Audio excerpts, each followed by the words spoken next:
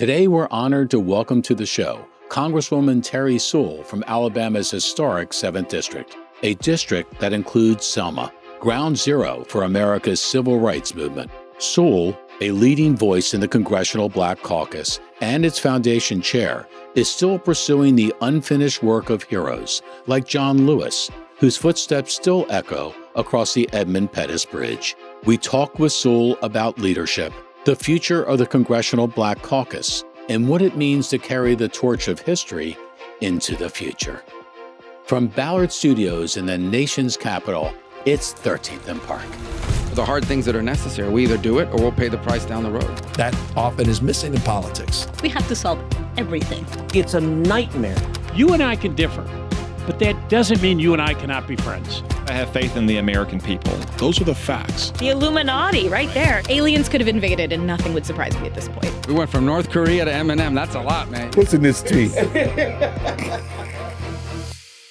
Congresswoman, great to have you on the set here at 13th and Park. This is a very busy week for you, isn't it? It is. This is the Congressional Black Caucus Foundation's annual legislative conference. It's our 54th conference, and we are the largest conveners of African American thought leaders, activists, community. About 7,000 folks will descend upon D.C. Wow. Well, you have a lot of entertainers coming too, right? Absolutely. We're very excited to have The Root as one of our big draws, and D Nice is actually DJing our Black Party, which is where we really try to get more younger people to come. And our theme this year is Made for This Moment: Policy, Progress, and Power. Okay, let's talk about that because I love slogans. So what is this moment all about for you and for the foundation and for the caucus? Well, I think for the Congressional Black Caucus, we very much feel like we're under threat. And I think that Made for This Moment is really about our history, our resilience, our persistence, our insistence.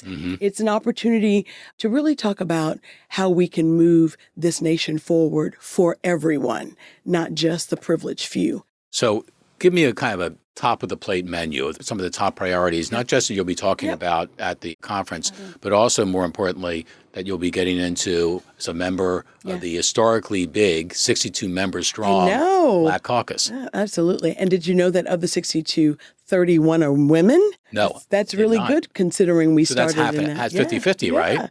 But when we started in 1971, there were 13 members and only one woman. And that was Shirley Chisholm. So we're following in great footsteps, but it's really great that you can go from one and then a couple decades later be half of the caucus. I saw a dedication of the portrait to Shirley Chisholm in the newspaper not long ago. I mean, she was really a trailblazer, as have you been. You were the first woman elected in the Alabama delegation, the first Black woman to serve on Ways and Means. And actually, I have to correct you. It's the first woman elected in her own right. Okay, so I stand corrected. The first woman elected in her own right.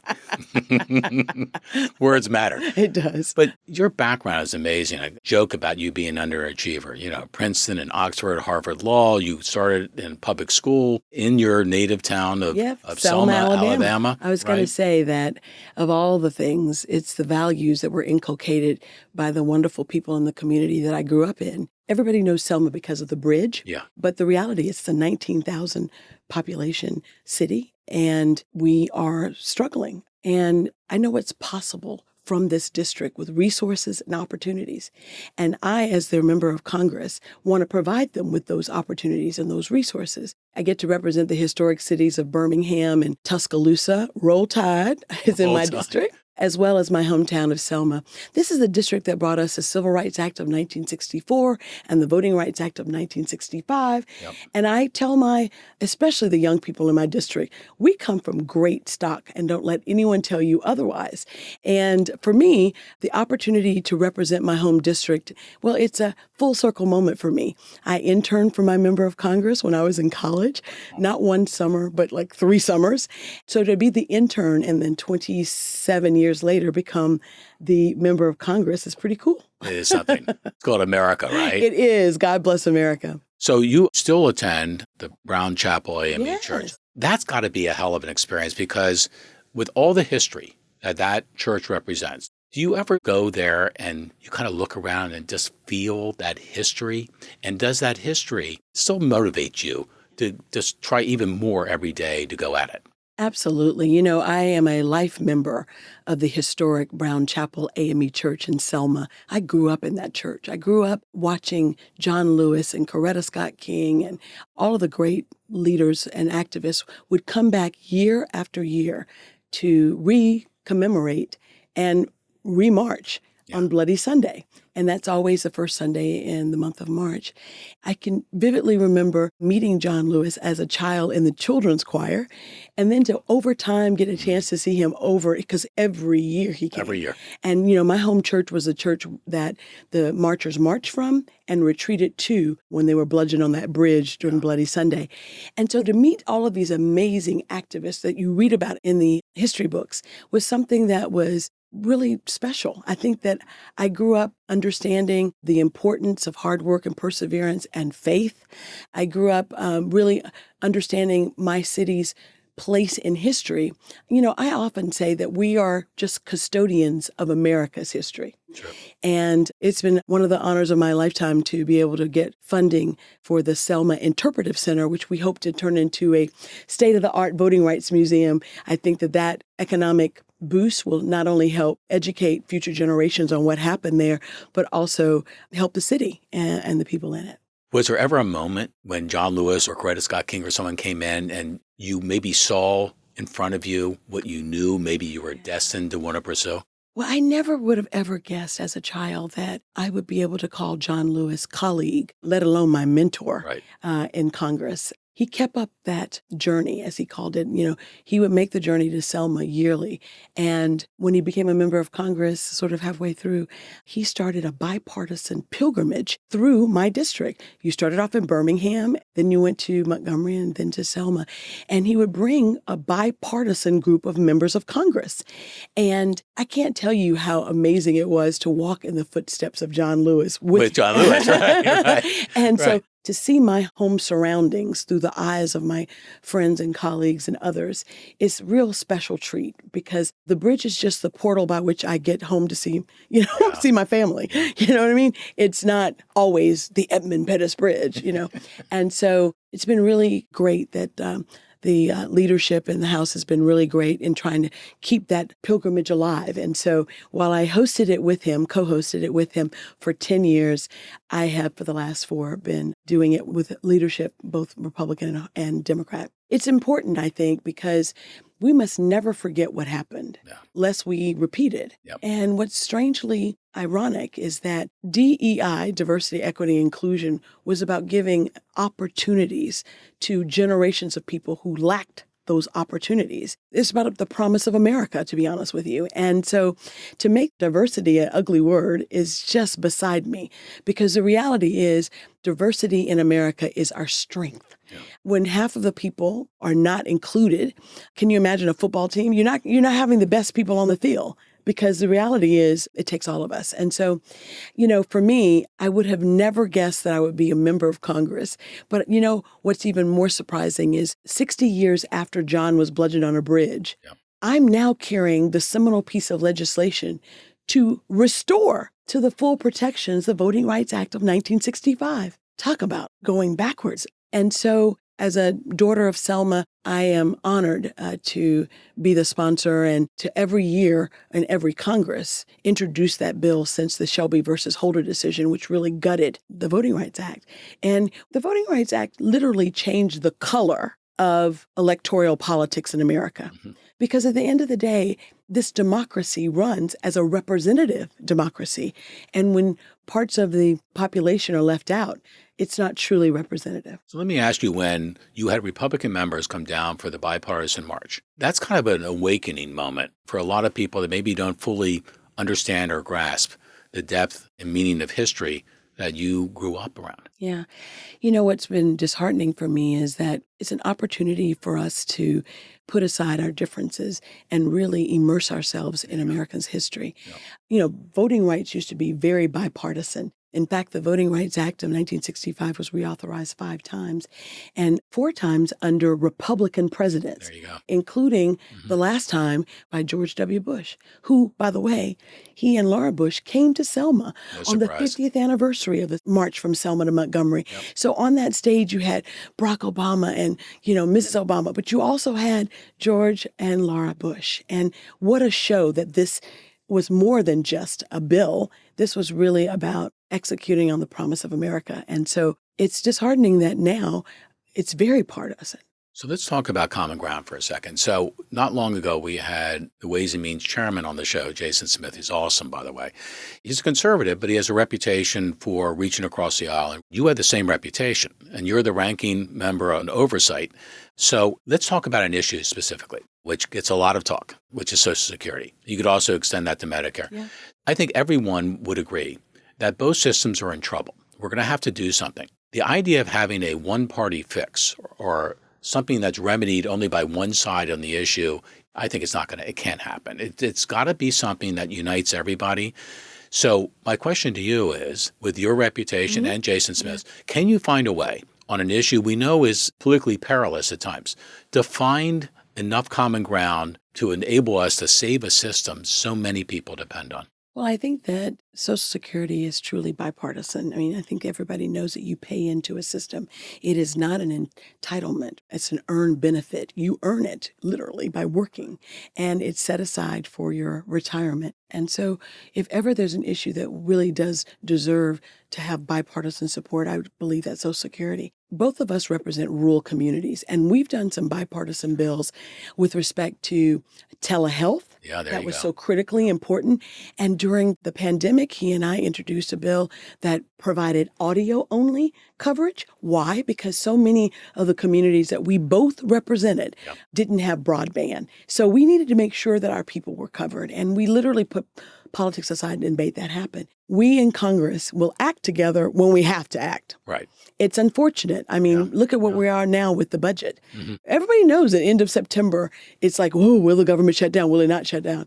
And it's just ridiculous because the very basic thing that people send us to Congress to do is to fund government. And the fact of the matter is that we're currently living under a continuing resolution. What does that mean? That means that in 2025, we're living under the same amount of resources that we had in 2024. So what that means is that programs that were used to getting funding are now not receiving that funding. And so that leaves gaping holes in services that so many people depend upon, especially vulnerable communities. I just think it's uniquely American that we help helps neighbor, and we work together in communities. When Republicans and Democrats get to know each other, not as R and D, but as Terry and Jason. There you go. That's when you will see real progress. Because at the end of the day, when you put labels on us, all of a sudden we go to our four corners and we act political. In a very political place like Washington, D.C. And, I represent a rural community in my district, as well as a big urban community, Birmingham. That's true. And so what do they have in common? They're underserved communities.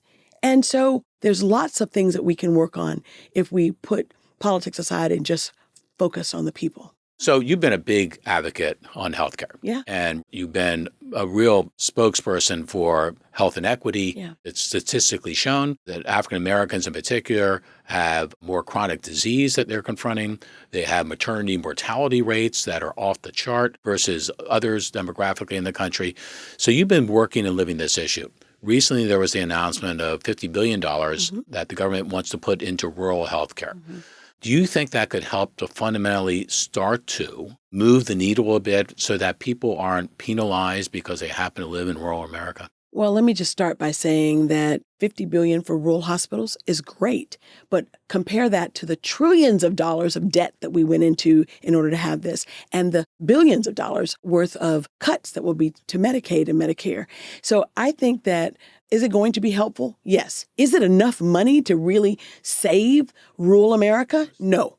And when you cut Medicaid, many of those hospitals, especially those hospitals like mine in states that did not expand Medicaid, which are a lot of red states, those severe cuts in Medicaid will mean that those hospitals become even more vulnerable to closing down.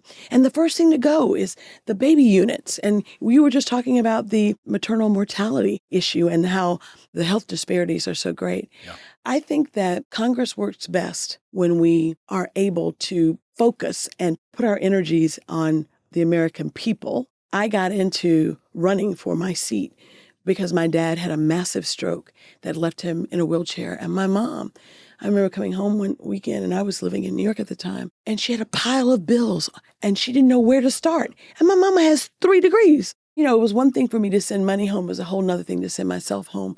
But I do believe that healthcare in this great country should be a right and not a privilege. Well, yeah, you come from a pretty interesting family. Your mom broke some barriers herself, was the first Black elected to the city council.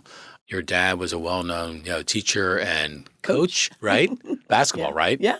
What did you learn, not just from your parents, but from the community at large, that has powered who I'm speaking with today? Well, I learned the importance of perseverance. Okay. I learned the importance of faith. I learned the importance of purpose. My mom and dad were educators, and so a lot of the values that I have were inculcated by my mom and dad. But you're absolutely right. When I went out to the community, those same values and the same belief that I could be and do anything, I felt very much. I mean, I didn't know I was poor, actually po, until I went to Princeton. And then I realized that we can't even afford the P or the O.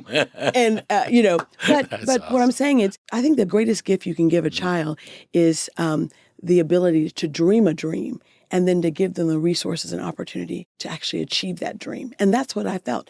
I felt like, my Girl Scout troop leader, my debate coach, all of those values were reinforced by a community that cared about its children. And you know what? In those communities, especially rural communities, it's about our children, not just my child. I work across the aisle because I know it's unacceptable, no matter who's in the White House, to not continue to try to provide better opportunities and more resources back home. And so I would rather, get incremental money than to not be able to get money at all to fund, for example, these storm shelters. Huge tornadoes in Alabama. The rural part of my district is hit hardest the most, and they're the least able to withstand it, and they need storm shelters. And I got resource money for storm shelters that this president is not even honoring. Like, I don't even know if that's legal. I don't know if you authorize these services and these opportunities and you appropriate money for it, and Congress gives you that money, how can you just take it away? Well, I'm a big proponent of the catastrophic insurance fund. I think that when natural disasters hit, there shouldn't be a sense of winners and losers in this country. Everyone should pull together. And generally in America, it's been our tradition to get together when the chips are on the table, so to speak. And I'm hopeful we're going to do that, as we start to move forward. So you also have a bit of a reputation as a mentor for women. And as much as you want to pay forward the legacy of John Lewis and the other heroes, how important is it that you're setting an example for other women to follow, to do exactly what you did, coming from that choir in the church to where you are today? My mom, I was blessed to have a wonderful role model in my mother. She raised her family before she went back to school and got her graduate degrees. She became the first African-American woman on the city council in Selma. But it's not about being the first. It's making sure that you're not the last. And my mom told me that, and I think that she's absolutely right. And we as women often are our biggest critics. The saying, when men look in the mirror, they see president, they see congressman, they see governor. I see actually football player for Alabama, but it's delusions of grandeur, right? But women look in the mirror and we see the wrinkle, the pimple, we see our imperfections. That's just how we're wired. And so it is said that women have to be asked 6 times in order to think about running for a political office. And so every time I'm in a room, whether it's full of women or not, I go, please run, please run, please run, please run, please run. I at least say it 7 times. Because what I know for a fact is that our voices are needed at the decision-making table, and our voices are instrumental in choosing good legislation. For example, did you know that it took 6 women becoming senators and being on the Senate Armed Services Committee before there was ever a hearing on sexual assault in the military? Well, that certainly speaks for itself, doesn't it?